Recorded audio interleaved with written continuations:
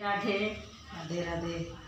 देखिए हम लोग एक तो भजन सुनाने जा रहे हैं गंगा दशहरा माई पर। गंगा माई का है, अच्छा लगेगा तो आप लोग लाइक करिए, लाइक जरूर करिए।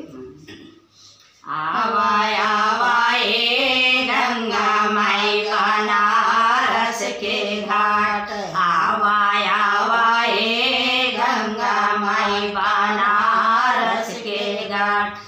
बनारस के घाट पर बलुआ करेत बाय, बनारस के घाट पे बलुआ करेत बाय।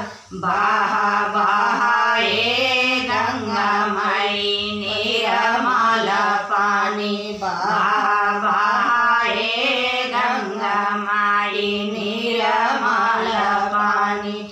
ओही निर्मल पानिया में सासु जी नहाई है हो, ओही निर्मल पानिया में सासु जी नहाई है हो। तारी जैया रे गंगा माई ससुरु हमार, तारी जैया रे गंगा माई ससुरु हमार। आवाया